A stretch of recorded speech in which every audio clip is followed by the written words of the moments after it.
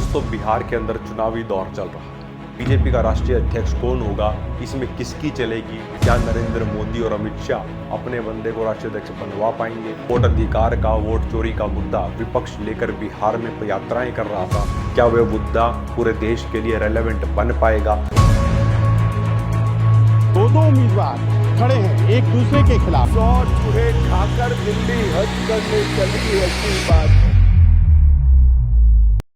दोस्तों नमस्कार। दोस्तों बिहार के अंदर चुनावी दौर चल रहा है। बिहार के चुनाव के ऊपर भारत की पूरी राजनीति के नई दिशा तय होगी।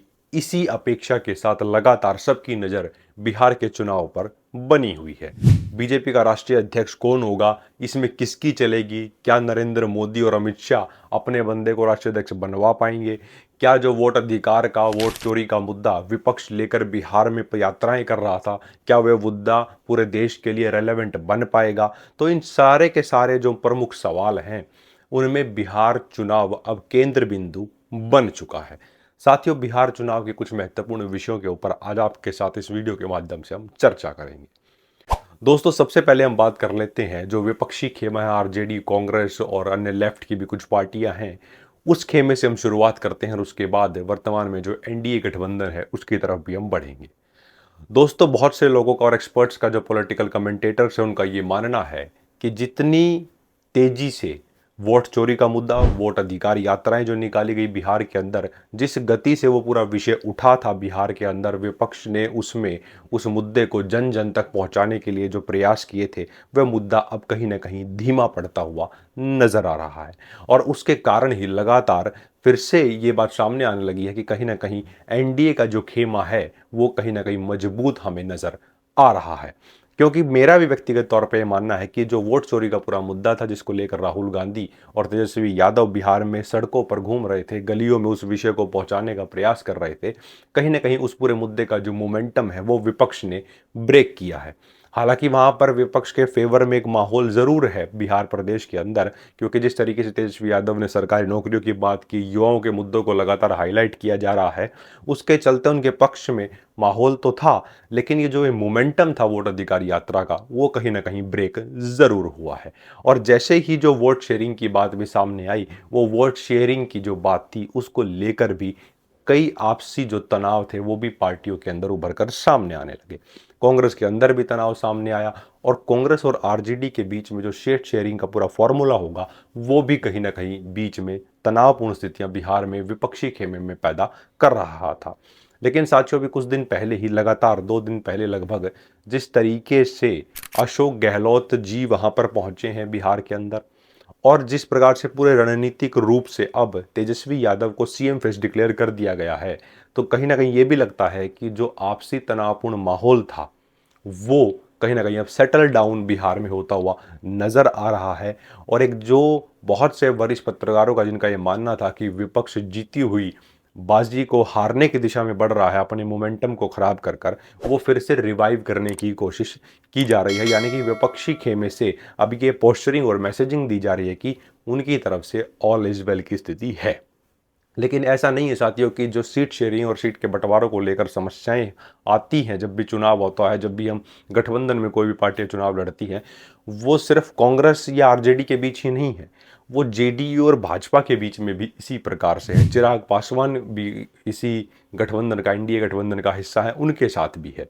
तो ये तनावपूर्ण स्थितियां लगातार एनडीए में भी बनी हुई थी, जहां बिहार में जेडीयू एक बड़े भाई की भूमिका निभाता था भाजपा के साथ, अब वहां पर बराबर की स्थिति लाकर खड़ी कर दी गई है। यानी कि बीजेपी और जेडीयू दोनों बराबर की सीटों पर चुनाव लड़ रहे हैं। इसी बीच चिराग पासवान ने भी एक तरीके से अपनी पोस्चरिंग को मजबूत करते हुए और ज़्यादा से ज़्यादा सीटों पर अपना दावा पेश करने के लिए भी भरपूर प्रयास किए और चिराग पासवान को उस हिसाब से काफ़ी अच्छी सीटें इस बार मिली भी हैं। अब साथियों, जो मीडिया के अंदर पोस्चरिंग की जाती है, मीडिया के अंदर एक नैरेटिव बिल्ड किया जाता है कि तनावपूर्ण स्थितियां सिर्फ विपक्षी खेमे में ही हैं, ऐसा नहीं है। दोनों तरफ लगातार वो स्थितियां बनी हुई थी। हाँ, ये बात जरूर है कि जो वोट का चोरी का मुद्दा था उसका जो एक मोमेंटम पकड़ा हुआ था बिहार के अंदर, उस मोमेंटम में एक कमी जरूर आई, उस मोमेंटम में एक ठहराव जरूर आया है, जिसको कैपिटलाइज करने की कोशिश एनडीए गठबंधन के द्वारा लगातार की जा रही है। लेकिन बिहार चुनाव के जो परिणाम होंगे वो 2-3 महत्वपूर्ण विषयों के ऊपर हमें सोचने पर जरूर मजबूर करेंगे। पहला ये कि अगर वहां पर विपक्षी खेमा चुनाव जीत जाता है तो क्या ये माना जाए कि देश के अंदर जो वोट चोरी का मुद्दा है वो फिर पूरे देश में चलाया जाएगा? क्या अगर एनडीए जीत जाती है तो क्या ये माना जाए कि वोट चोरी जैसा कोई मुद्दा देश के अंदर नहीं है? और क्या एनडीए गठबंधन की जीत से ये भी तय हो जाएगा कि भाजपा का जो अगला अध्यक्ष है वो अध्यक्ष की पूरी संभावनाएं होंगी कि वह नरेंद्र मोदी जी और अमित शाह जी के ही लॉबी से बनाया जाएगा, ना कि उसमें किसी प्रकार का आरएसएस का हस्तक्षेप होगा?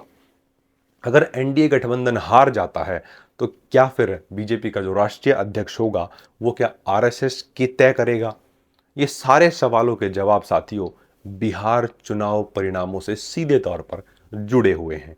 भरपूर कोशिश की जाएगी अब बिहार के चुनाव को एक तरीके से जो धर्म का एंगल है उसको वहां पर डाला जाएगा। धर्म की राजनीति पर लगातार टिप्पणियां हमें सुनने को मिलेंगी, लेकिन बिहार का स्वभाव जो है वो उत्तर प्रदेश के मुकाबले बहुत अलग है। बिहार एक जातियों में बटा हुआ प्रदेश है, तो उस वहाँ पर धर्म का एंगल कम चल पाता है। इसी के चलते ही कई बार भाजपा वहाँ पर संकट में भी ज़रूर पड़ती है। लेकिन जिस तरीके से विपक्ष ने सारे विपक्षी इंडिया गठबंधन के जितने भी दल वहाँ पर राजनीतिक रूप से सक्रिय हैं उन सब से कोऑर्डिनेशन करके जिस तरीके से राहुल गांधी ने प्रयास करने की कोशिश की है, लगता है कि अब वो मोमेंटम फिर से वहाँ पर पकड़ेगा विपक्ष। और कहीं ना कहीं जो एक मोमेंटम कम हुआ था उसके बाद से दोनों ही, चाहे वो इंडिया गठबंधन हो चाहे वो एनडीए गठबंधन हो, बिहार में हमें एक चुनावी तौर पर एक अच्छा कॉन्टेक्स्ट देखने को मिल सकता है। और ये तय भी होगा कि भविष्य में देश के अंदर किन मुद्दों के ऊपर राजनीति होगी। और बीजेपी के राष्ट्रीय अध्यक्ष से भी ये तय होगा कि देश की भविष्य की राजनीति अब किस दिशा में जाने वाली है, क्योंकि भाजपा के अंदर भी बहुत सारे तनावपूर्ण जो गुट बने हुए हैं वो लगातार बढ़ रहे हैं। और जिस तरीके से लगातार उठापटक बीजेपी के अंदर भी हमें देखने को मिलती है, वो अलग बात है कि मेन स्ट्रीम मीडिया उसको ज़्यादा दिखाता नहीं है, लेकिन हम सब जानते हैं कि भाजपा के अंदर भी तनावपूर्ण स्थितियां हैं। अन्यथा इतना बड़ा राजनीतिक दल जो चाल चरित्र के लिए माना जाता है, जो क्लेम करते हैं खुद, वो दल अब तक अपना राष्ट्रीय अध्यक्ष नहीं चुन पा रहा है। इसका मतलब कि कुछ ना कुछ कठिनाइयां लगातार गुजरात लॉबी को भी हो रही है, इसीलिए वो नहीं चुन पा रहे हैं अपना अब तक राष्ट्रीय अध्यक्ष।